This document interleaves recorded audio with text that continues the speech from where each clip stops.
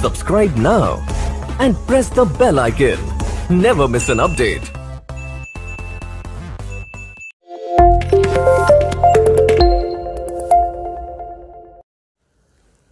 Hello everyone, welcome to our channel. पिछली class में हमने कॉम्प्लेक्स नंबर्स रिलेटेड सारे बेसिक्स देख लिए थे, जिसमें हमने modulus of complex number, conjugate निकालना सीखा था। आज हम अलजेब्रा ऑफ कॉम्प्लेक्स नंबर देखेंगे। तो चलिए स्टार्ट करते हैं। Algebra of complex numbers. तो अलजेब्रा में सबसे पहले हम देखेंगे कि हम किसी भी दो कॉम्प्लेक्स नंबर का एडिशन कैसे कर सकते हैं।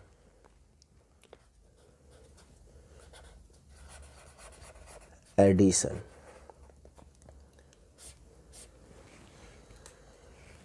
तो इसके लिए सबसे पहले हम दो कॉम्प्लेक्स नंबर लेट कर लेते हैं। Let Z1 equals A plus iota B। आप सबको पता ही होगा कि कॉम्प्लेक्स नंबर को हम Z से डिनोट करते हैं और ये हमारा फॉर्मेट होता है A plus iota B। And Z2 हम मान लेते हैं C प्लस आयोटा D। अगर हमें दो कॉम्प्लेक्स नंबर दिया हो और हमें क्या करने को बोल दे कि ऐड करना है, तो कैसे करेंगे उसको देखते हैं। Z1 plus Z2। जब कभी भी हमें दो कॉम्प्लेक्स नंबर को ऐड करना हो तो रियल पार्ट को रियल पार्ट के साथ और इमेजिनरी पार्ट को इमेजिनरी पार्ट के साथ क्या करना है, ऐड कर देना है। तो क्या हो जाएगा हमारा आंसर, A प्लस सी। इसको इसके साथ ऐड कर देंगे और इसको इसके साथ ऐड कर देंगे, तो क्या आ जाएगा हमारा आयोटा B प्लस D।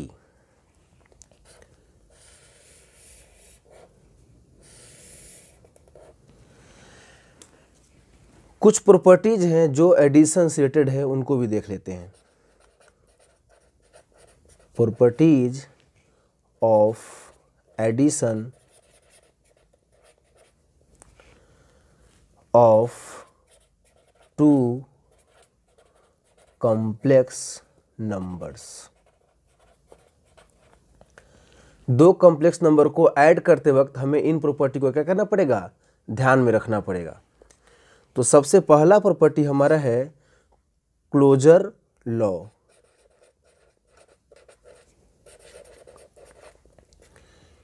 इस प्रॉपर्टी में हम क्या करते हैं, जब भी दो कॉम्प्लेक्स नंबर को ऐड करते हैं तो हमें रिजल्टेंट में कॉम्प्लेक्स नंबर ही मिलता है।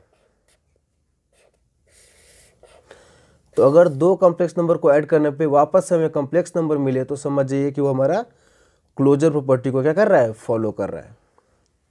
सेकेंड हमारा है कम्यूटेटिव लॉ। Commutative law. इस केस में क्या होता है कि Z1 plus Z2 equals Z2 plus Z1 होता है। आप Z1 को Z2 के साथ ऐड करें या फिर Z2 को Z1 के साथ ऐड करें, हमारा आंसर दोनों केस में क्या आएगा, सेम आएगा। इस प्रॉपर्टी को हम क्या बोलते हैं, कम्यूटेटिव लॉ। थर्ड हमारा है एसोसिएटिव लॉ। Associative law.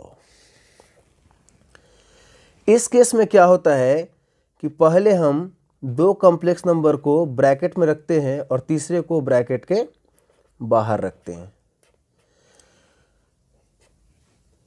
या तो आप इस फॉर्मेट में लिखें या फिर फर्स्ट वाले कॉम्प्लेक्स नंबर को बाहर कर दें और सेकेंड और थर्ड को ब्रैकेट के अंदर डाल दें, तो दोनों ही केस में हमारा आंसर क्या आएगा, सेम आएगा। इसी प्रॉपर्टी को क्या बोलते हैं, associative law.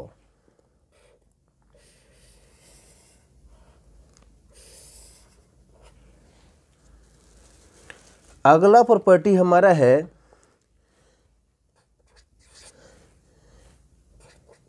Existence of additive identity. इस केस में हम क्या देखते हैं कि किसी कॉम्प्लेक्स नंबर को अगर 0 के साथ ऐड किया जाए तो वापस से हमें क्या होगा, z मिल जाएगा। तो 0 हमारा क्या है, एडिटिव आइडेंटिटी। पांचवा हमारा प्रॉपर्टी है additive inverse, existence of additive inverse. इस प्रॉपर्टी में हम क्या देखते हैं कि किसी भी कॉम्प्लेक्स नंबर को किसी माइनस वाले के साथ ऐड कर दे तो वापस हमें क्या आंसर मिलेगा, 0। तो यहाँ पे ये जो हमारा z कॉम्प्लेक्स नंबर है उसका माइनस z कॉम्प्लेक्स नंबर क्या है, एडिटिव इनवर्स है। तो जब भी हम किसी कॉम्प्लेक्स नंबर को उसके एडिटिव इनवर्स के साथ ऐड करते हैं तो रिजल्टेंट में हमें क्या मिलता है, 0। तो हमें क्या करना है, ध्यान रखना है इन सारी प्रॉपर्टी को।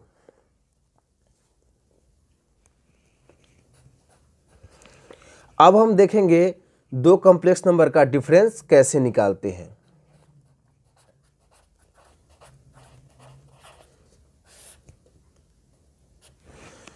तो इसके लिए भी हम क्या करेंगे, दो कॉम्प्लेक्स नंबर क्या कर लेते हैं, लेट कर लेते हैं। तो let z1 equals a plus iota b and z2 equals c plus iota d। तो अगर हमें दो कॉम्प्लेक्स नंबर का क्या करना हो, डिफरेंस निकालना हो, z1 माइनस z2, तो क्या हो जाएगा, वापस से हम इसका इसके साथ माइनस करेंगे और इमेजिनरी को इमेजिनरी के साथ क्या कर देंगे, माइनस करेंगे। तो क्या आंसर आ जाएगा, a माइनस सी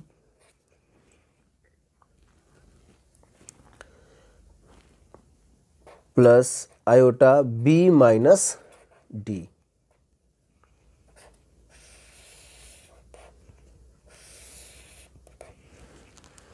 यहां नोट के तौर पे एक बात याद रखना है कि ये जो हमारा डिफरेंस है अलजेब्रा का, उस केस में क्या होता है, ये कम्पिटिटिव लॉ और एसोसिएटिव लॉ को फॉलो नहीं करता है।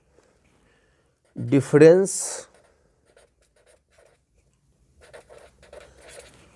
ऑफ कॉम्प्लेक्स नंबर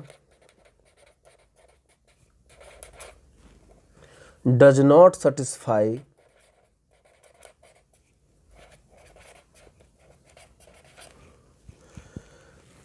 commutative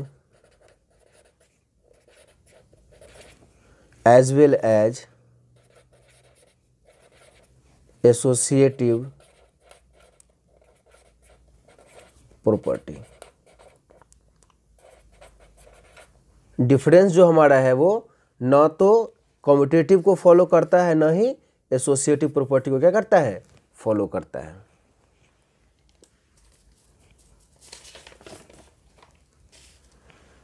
अब हम देखते हैं मल्टीप्लिकेशन।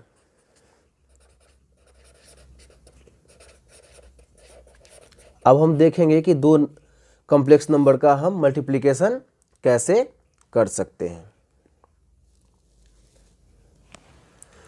इसके लिए भी क्या करते हैं, हम दो कॉम्प्लेक्स नंबर लेट कर लेते हैं। Let z1 equals a plus iota b and z2 equals c plus iota d। तो देखते हैं मल्टीप्लिकेशन केस में क्या होता है। z1 into z2 equals a plus iota b into c plus iota d। Multiply के केस में हम सिंपल जैसे अलजेब्रा में मल्टीप्लाई करते हैं वैसे ही करेंगे। पहले फर्स्ट टर्म लेंगे और इसका पूरे टर्म के साथ मल्टीप्लाई करेंगे, मतलब c प्लस आयोटा d के साथ। फिर सेकेंड टर्म इसका लेंगे आयोटा b और इसके वापस से सेकेंड टर्म के पूरे से क्या कर देंगे, मल्टीप्लाई कर देंगे, c प्लस आयोटा d। अब a को c के साथ मल्टीप्लाई करेंगे तो क्या आ जाएगा, ac। फिर a को आयोटा d के साथ तो क्या आ जाएगा, आयोटा ad। फिर आयोटा ib को c के साथ तो आयोटा bc। फिर आयोटा b को आयोटा d के साथ करेंगे तो प्लस आयोटा का स्क्वायर bd। हमें पता है कि आयोटा का स्क्वायर क्या होता है, -1 के बराबर होता है। तो यहाँ से हमारा क्या आ जाएगा, AC प्लस हम इन दोनों में क्या कॉमन ले सकते हैं, आयोटा। तो क्या आ जाएगा, AD प्लस BC, और ये हमारा आयोटा का स्क्वायर क्या आ जाएगा, -BD। तो हमारा आंसर क्या आ जाएगा, AC minus BD plus iota AD plus BC। तो Z1 इंटू Z2 हमारा क्या आ गया है, AC minus BD plus iota AD plus BC। तो जब भी मल्टीप्लाई करने को बोला जाए तो क्या करना है, सिंपली हमें बाकी अलजेब्रा की तरह इसका भी मल्टीप्लाई कर देना है। अब हम कुछ प्रॉपर्टीज देख लेते हैं जो मल्टीप्लिकेशन करते वक्त हमें क्या करना है, ध्यान रखना है। तो पहला प्रॉपर्टी हमारा है क्लोजर लॉ। एडिशन में भी हमने क्लोजर लॉ को देखा था। उस केस में क्या था कि दो कॉम्प्लेक्स नंबर को ऐड करने पे वापस से हमें कॉम्प्लेक्स नंबर मिल जाए तो उस लॉ को क्या बोलेंगे, क्लोजर लॉ। सिमिलरली मल्टीप्लिकेशन में क्या होगा कि अगर दो कॉम्प्लेक्स नंबर को क्या कर दे, मल्टीप्लाई कर दे, तो वापस से हमें क्या मिलना चाहिए, कॉम्प्लेक्स नंबर। सेकेंड हमारा है कम्यूटेटिव लॉ।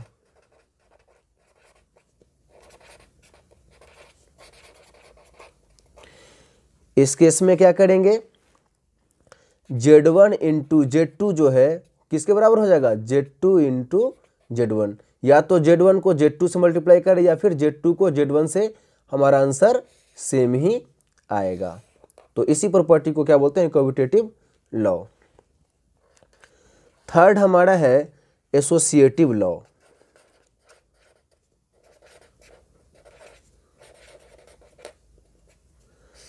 एसोसिएटिव लॉ, इस केस में क्या करेंगे, Z1 इंटू Z2 को ब्रैकेट में लेंगे और Z3 को बाहर रखेंगे। दूसरी बार में Z1 को बाहर रखेंगे और Z2 और Z3 को ब्रैकेट के अंदर रखेंगे। इस फॉर्मेट में रखें या इस फॉर्मेट में, दोनों केस में हमारा आंसर एक ही आएगा। तो इस प्रॉपर्टी को क्या बोलेंगे हम, एसोसिएटिव प्रॉपर्टी। अगला प्रॉपर्टी हमारा है मल्टीप्लिकेटिव आइडेंटिटी।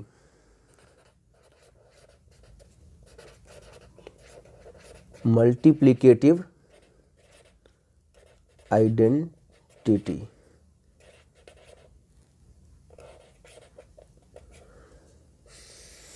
इस केस में क्या होता है, अगर किसी कॉम्प्लेक्स नंबर को 1 से क्या कर दे, मल्टीप्लाई कर दे, तो हमें क्या मिलेगा, वही कॉम्प्लेक्स नंबर। तो यहाँ पे 1 जो हमारा है मल्टीप्लिकेटिव आइडेंटिटी है।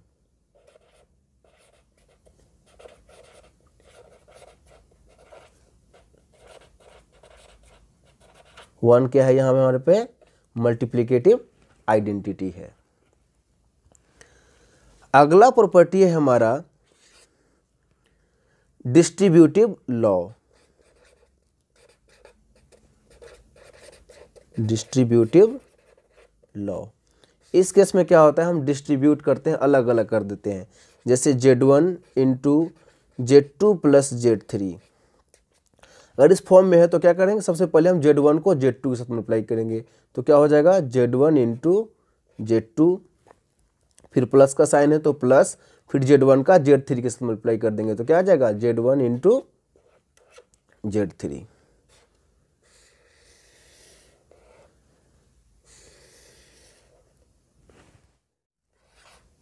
अगला प्रॉपर्टी है हमारा मल्टीप्लिकेटिव इनवर्स। मल्टीप्लिकेटिव इनवर्स, ये प्रॉपर्टी हमारा जो है बहुत ज़्यादा इम्पोर्टेंट भी है और इस पे बहुत सारे क्वेश्चंस भी आते हैं, तो उनको हम देखेंगे। तो Z इंटू 1/Z इक्वल्स 1। तो ये जो हमारा 1/Z जो है वही हमारा क्या है, मल्टीप्लिकेटिव इनवर्स है।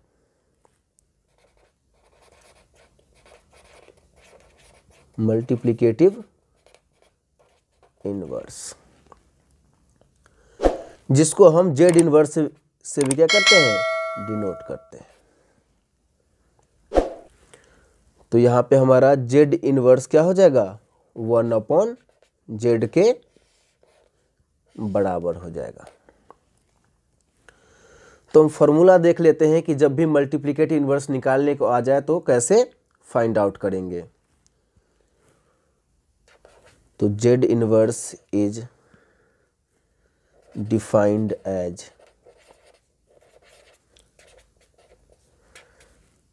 Conjugate of Z upon magnitude of Z square.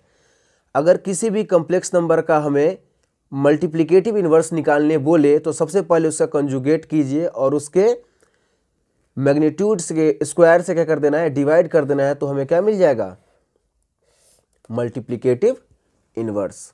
तो सबसे पहले इसको देखने के लिए एक एग्जाम्पल ले लेते हैं कि कैसे हम सॉल्व कर सकते हैं। तो चलिए एक एग्जाम्पल लेते हैं जिसमें मल्टीप्लिकेटिव इनवर्स क्या होगा, यूज होगा।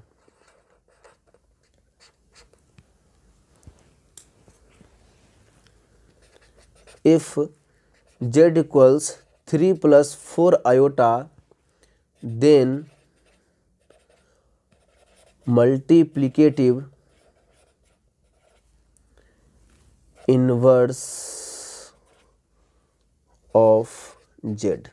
तो यहाँ पे हमें क्या पूछ लिया कि z दे दिया है 3 + 4 आयोटा और पूछ रहा है कि मल्टीप्लिकेटिव इनवर्स क्या कीजिए, बताइए इस कॉम्प्लेक्स नंबर का। तो हमारे पास सबसे पहले हमें क्या करना है, इसका कंजुगेट निकालना है। तो z इक्वल्स हमें क्या दिया है, 3 + 4 आयोटा। तो कंजुगेट निकालने के लिए हमने पहले ही बताया था, क्या करेंगे, यहाँ का बीच का साइन देखेंगे, अगर प्लस है तो क्या हो जाएगा माइनस, और माइनस है तो क्या हो जाएगा प्लस। तो 3 + 4 आयोटा क्या करते हैं हम, कंजुगेट निकालेंगे तो क्या आ जाएगा 3 - 4 आयोटा।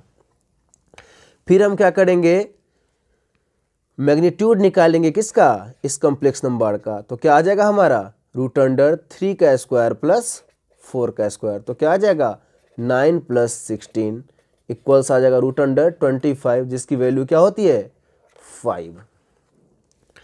अब हमें क्या निकालना है, मल्टीप्लिकेटिव इनवर्स। क्या फॉर्मूला होता है, conjugate of Z upon magnitude of Z का स्क्वायर। तो कंजुगेट ऑफ जेड क्या है हमारा 3 - 4 आयोटा, और हमारा मैग्नीट्यूड ऑफ जेड क्या है 5, तो 5 का स्क्वायर क्या हो जाएगा हमारा 3 - 4 आयोटा अपॉन 25। इसको अलग अलग करके भी लिख सकते हैं, 3/25 - 4/25 आयोटा।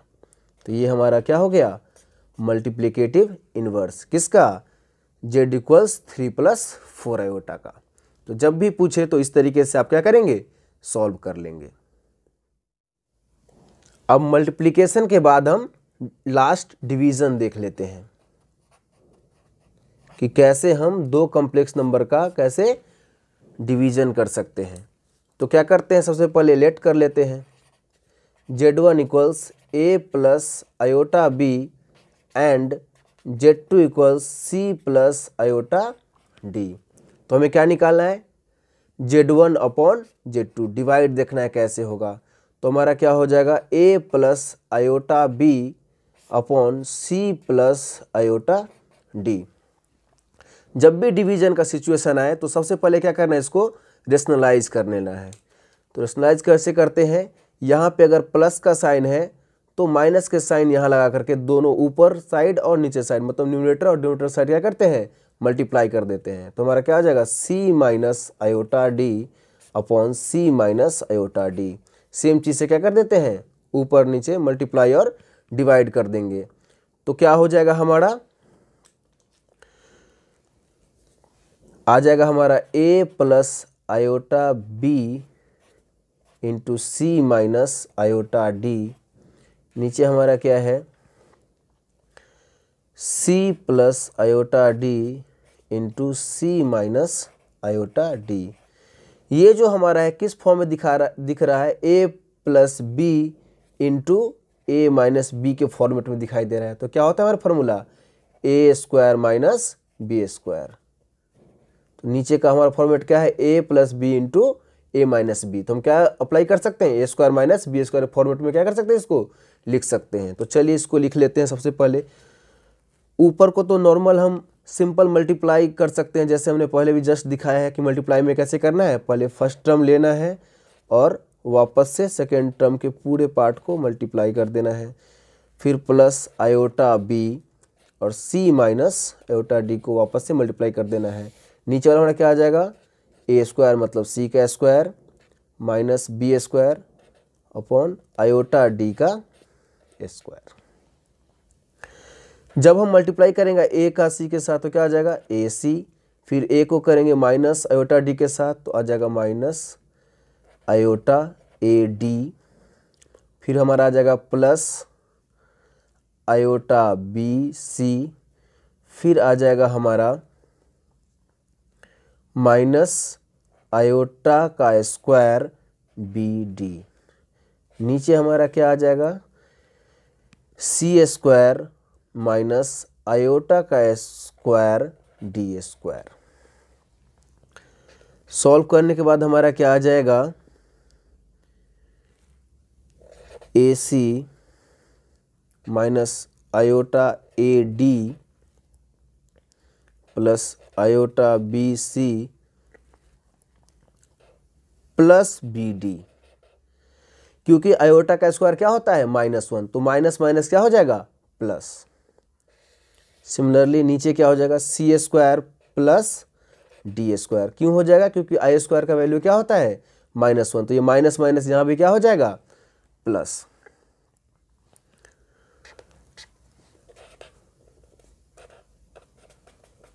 याद रखना है आई स्क्वायर का वैल्यू -1 के बराबर होता है। अब यहाँ से हमारा क्या वैल्यू आ जाएगा, A C plus B D plus iota B C minus A D upon C square plus D square. तो Z1 अपॉन Z2 का हमारा क्या वैल्यू आ गया, A C plus B D plus iota B C minus A D upon C square plus D square.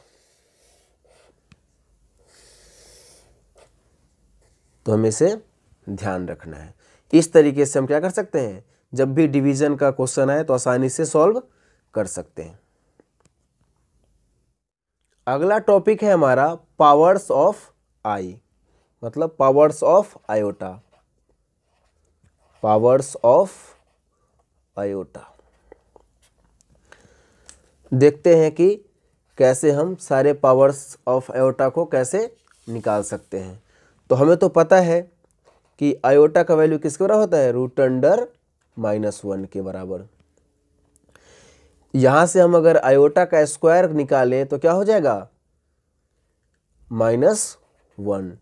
वैसे ही अगर हमें iota का क्यूब निकालना हो तो उसको क्या लिख सकते हैं, आयोटा का स्क्वायर इंटू आयोटा, और आयोटा का स्क्वायर हमारा क्या है, -1 के बराबर इंटू आयोटा। तो हमारा आंसर क्या आ जाएगा, माइनस का आयोटा। तो आयोटा का क्यूब किसके बराबर है, माइनस आयोटा के बराबर। अगर हमें पूछ लिया जाए आयोटा का 4 क्या होता है, आयोटा की पावर 4, तो इसको क्या लिख सकते हैं, आयोटा का स्क्वायर इंटू आयोटा का स्क्वायर। तो आयोटा का स्क्वायर का वैल्यू क्या है, -1 इंटू -1, तो हमारा आंसर क्या आ जाएगा, 1। तो जब भी आयोटा का पावर 4 पूछा जाए तो उसका वैल्यू क्या होगा, 1। तो याद रखना है इसको, आयोटा का पावर 4 क्या होता है, 1।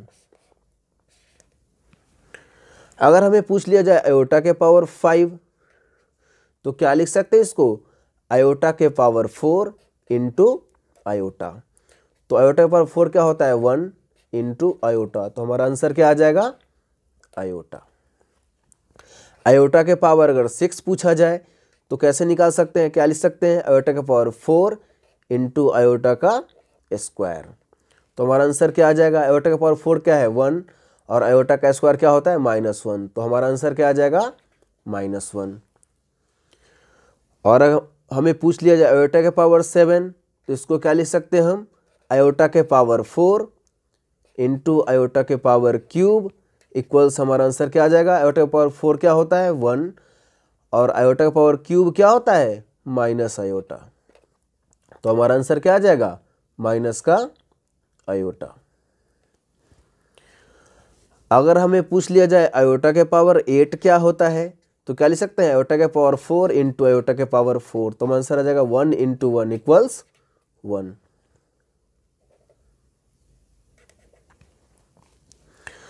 और हमें पूछ लिया जाए आयोटा के पावर 9 क्या होता है तो इसको क्या लिख सकते हैं, आयोटा के पावर 4 का स्क्वायर इंटू आयोटा। जब भी ज़्यादा पावर वाला पूछा जाए तो हमेशा हमें आयोटा के पावर 4 के टर्म में लिखना है। क्यों लिखना है, क्योंकि आयोटा के पावर 4 क्या होता है 1 और ये 1 के पावर में कुछ भी आए तो वैल्यू 1 ही आना है। इसलिए जब भी हायर पावर्स के लिए जब आयोटा की वैल्यू निकालेंगे तो हम आयोटा के पावर 4 के टर्म में लिखेंगे। ठीक है, तो ये क्या हो जाएगा आयोटा पावर 4 के स्क्वायर इंटू आयोटा। तो ये क्या हो जाएगा 1 का स्क्वायर इंटू आयोटा। तो हमारा आंसर क्या आ जाएगा आयोटा। एक नोट ध्यान रखना है कि आयोटा के पावर अगर -1 पूछ लिए तो इसको क्या लिख सकते हैं 1 अपॉन आयोटा। और नीचे कभी भी डिनोमिनेटर के साइड में आयोटा न रहने दें, इसको क्या कर सकते हैं रिमूव कर सकते हैं। तो कैसे रिमूव करेंगे, तो नीचे देखेंगे क्या ऐसा वैल्यू लाया जाए तो क्या करेंगे आयोटा के पावर 3 से क्या करते हैं मल्टीप्लाई कर देते हैं ऊपर और नीचे, जिससे क्या होगा ऊपर आ जाएगा आयोटा के पावर 3, नीचे क्या आ जाएगा आयोटा के पावर 4। तो आयोटा का पावर 4 क्या होता है 1, जिससे क्या हो जाएगा इसका आंसर क्या आ जाएगा आयोटा का पावर क्यूब। और आयोटा का पावर क्यूब का वैल्यू क्या होता है माइनस का आयोटा। तो ध्यान रखना है। तो हमारा क्या आ जाएगा आयोटा के पावर -1 इक्वल्स माइनस का आयोटा। तो इस तरीके से हम हायर पावर अगर आयोटा का हो उससे भी क्या कर सकते हैं आसानी से फाइंड आउट कर सकते हैं। तो आज के लिए इतना ही। अंत तक वीडियो को देखने के लिए आपका बहुत बहुत धन्यवाद। अगर आप इस चैनल पे नए हैं तो सब्सक्राइब जरूर करें और कमेंट में हमें बताएं कि आपको ये वीडियो कैसा लगा।